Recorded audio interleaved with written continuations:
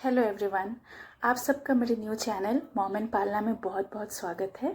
ये मेरे चैनल का पहला वीडियो है और इस वीडियो का टॉपिक है कि प्रेगनेंसी के समय ऐसी किन 5 बातों का ध्यान रखें जिससे बेबी का जो ब्रेन डेवलपमेंट है वो बहुत सही तरीके से हो और फ्यूचर में उसके इंटेलिजेंट और स्मार्ट होने के चांसेस भी बढ़ जाएं।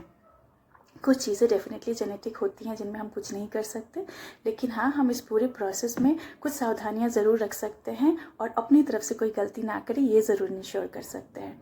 तो चलिए आज का वीडियो स्टार्ट करते हैं। आपको अच्छा लगे तो दूसरों के साथ शेयर भी कीजिए, कुछ कमी लगे तो मुझे कमेंट बॉक्स में कमेंट करके ज़रूर बताइए, इससे मुझे खुद को इम्प्रूव करने का मौका मिलेगा।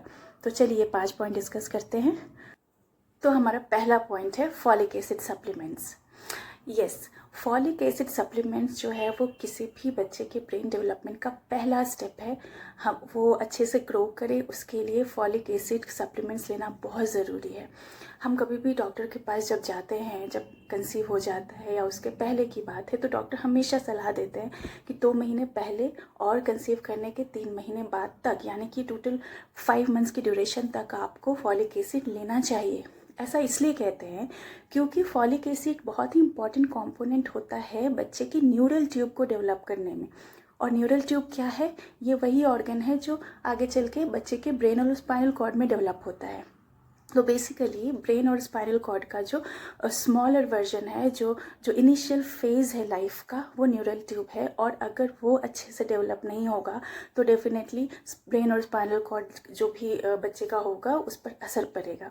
तो इसलिए फॉलिक एसिड लेना बहुत ही ज़्यादा ज़रूरी होता है। तो अगर आप चाहते हैं कि आपके बच्चे की ब्रेन डेवलपमेंट सही हो तो जो पहली नींव रखनी चाहिए आपको, जो पहला स्टेप लेना चाहिए वो है कि इंश्योर करिए कि फॉलिक एसिड रिलीजियसली डॉक्टर के एडवाइस के हिसाब से जितना mg वो कह रहे हैं, जनरली 400 to 500 mg कहते हैं, आप उसको आराम से फर्स्ट ट्राइमेस्टर तक लें। तो ये था पहला स्टेप। अब देखते हैं नेक्स्ट पॉइंट क्या है। दूसरा पॉइंट हमारा है अवॉइड स्ट्रेस।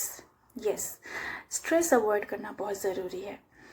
मैं छोटे मोटे स्ट्रेस की बात नहीं कर रही, डेफिनेटली थोड़ा सा स्ट्रेस तो ज़रूरी होता है। अगर आपने कंसीव किया है बेबी तो डेफिनेटली क्या होगा, कैसे होगा, क्या ध्यान रखना चाहिए, क्या नहीं, वो सोच करके तो आप थोड़ा बहुत डेफिनेटली एक्स्ट्रा स्ट्रेस तो लेने ही लग जाते हैं। मैं इस स्ट्रेस की बात नहीं कर रही, मैं उन स्ट्रेस की बात कर रही हूँ जो बहुत हमें परेशान कर देते हैं।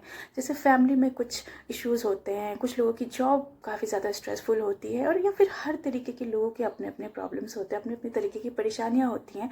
कुछ मदर्स बहुत सेंसिटिव होती हैं, काफ़ी इमोशनल होती हैं, छोटी छोटी बातों को भी काफ़ी ज़्यादा वो अपने ऊपर ले लेती हैं और उस पर बहुत सोचने लग जाती है, ओवर थिंकिंग करने लग जाती हैं।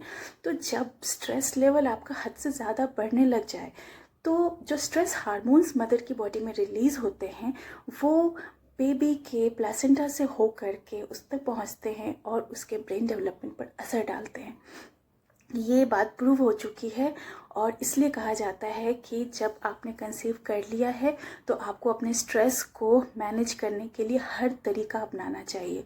अगर आप बहुत सेंसिटिव हैं, आप स्ट्रेस मैनेज नहीं कर पा रहे हैं, आप म्यूज़िक सुनिए, सूदिंग म्यूज़िक सुनिए, आप थोड़ी देर के लिए शांत रिलैक्स ज़रूर हो जाएंगे।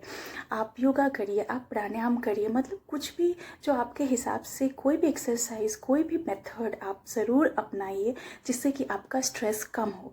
क्योंकि आप नहीं चाहेंगे कि बेबी के ब्रेन डेवलपमेंट में सिर्फ इस वजह से कुछ कमी आ जाए जो आपके स्ट्रेस लेने से हो रही है ना। तो दूसरा पॉइंट जो कि इम्पॉर्टेंट है, बहुत ज़्यादा इम्पॉर्टेंट है, प्लीज़ इंश्योर करिए कि आप प्रेगनेंसी के दौरान एक्सेस स्ट्रेस ना लें। तो तीसरा पॉइंट हमारा है ईट राइट।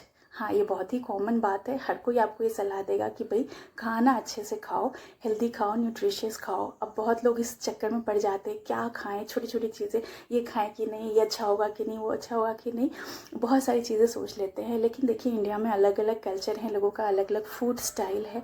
तो अपने कल्चर और फूड स्टाइल के हिसाब से आप अपना डाइट चार्ट बनाइए और इंश्योर करिए कि हर तरीके के न्यूट्रिएंट्स, मिनरल्स, विटामिन सब कुछ उसमें जा रहे हों।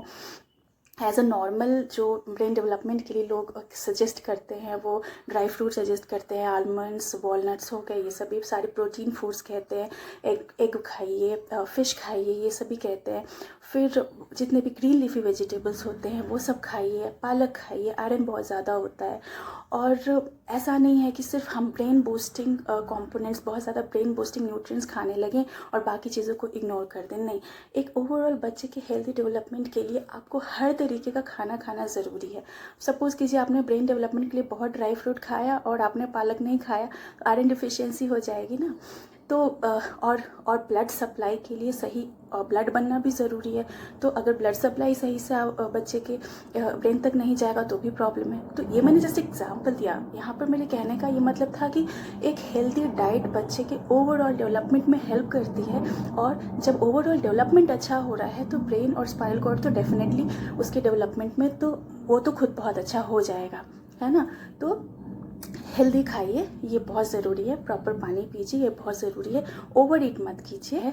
तो अगर आप बैलेंस डाइट खाएंगे, न्यूट्रिशियस पौष्टिक खाएंगे, तो आप ओवरवेट भी नहीं होंगे और आप फिट भी रहेंगे।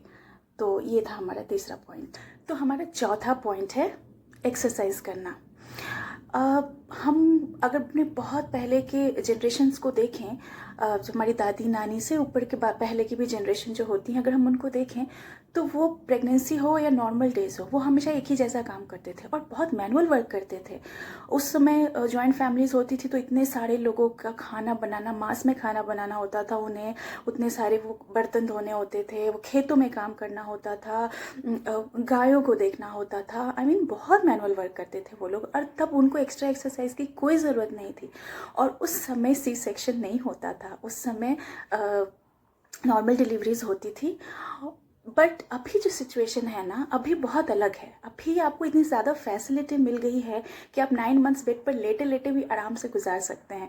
मतलब आपको हाथ हिलाने की भी ज़रूरत नहीं है, लेकिन ये आपके हेल्थ पे असर डालेगा। ऐसा कहा जाता है कि a fitter mom gives birth to a healthier child, जो कि बहुत सही फैक्ट है। आप जितने ज़्यादा फिट रहेंगे, अगर आपने अच्छे से एक्सरसाइज किया, प्रॉपर खाना खाया है, खुद को ओवरवेट नहीं होने दिया है, तो आपके नॉर्मल डिलीवरी होने के चांसेस ज़्यादा हैं। उसके अलावा जो पुशिंग टाइम होता है उसकी ड्यूरेशन को कम होने के भी चांसेस ज़्यादा हैं। कभी कभी ऐसा होता है कि पुशिंग टाइम इतना ज़्यादा हो जाता है डिलीवरी के समय कि बेबी को उस रास्ते से जब वो बाहर आ रहा होता है तो उसमें बहुत टाइम लग जाता है, और थोड़े टाइम के लिए उसका ऑक्सीजन सप्लाई जो है वो कम हो सकता है और उसके ब्रेन पर असर पड़ सकता है। तो इसलिए एक्सरसाइज करना बहुत ज़रूरी है। तो ये हो गया हमारा चौथा। तो हमारा पांचवा और लास्ट पॉइंट है हेल्दी रिलेशनशिप्स। सो पेरेंट्स के बीच में या फिर जो पूरी फैमिली के जो मेंबर्स हैं उनके बीच में हेल्दी रिलेशनशिप्स का होना बहुत ज़रूरी है, क्योंकि ये एक हैप्पी इन्वायरमेंट क्रिएट करता है। जो प्रेगनेंसी का सेकेंड फेज़ हो जाता है, जिसमें बच्चे के सारे सेंसरी ऑर्गन्स डेवलप हो जाते हैं, वो सुन सकता है, वो गेस कर सकता है कि बाहर क्या चल रहा है। तो जब वो अपने पेरेंट्स के हंसने खेलने की आवाज़ सुनता है, जब वो एक हैप्पी इन्वायरमेंट की टो लेता है, जब उसे पता चलता है कि जब बाहर एक सिक्योर इन्वायरमेंट है उसके लिए, तो वो काफ़ी सेफ फील करता है। और जहाँ फीलिंग ऑफ सेफ्टी और सिक्योरिटी आ जाती है तो वो इधर उधर के सारे ध्यान हटा करके वो पूरा अच्छे से डेवलप होने में खुद पे फोकस करता है, और ऐसे केस में उसकी डेवलपमेंट अच्छी होती है। उम्मीद करती हूँ आपको मेरे 5 पॉइंट्स वैलिड लगे होंगे, अच्छे लगे होंगे। और thank you so much for watching my video. Next video मेरा बहुत जल्दी आएगा, तब तक के लिए thank you so much for watching.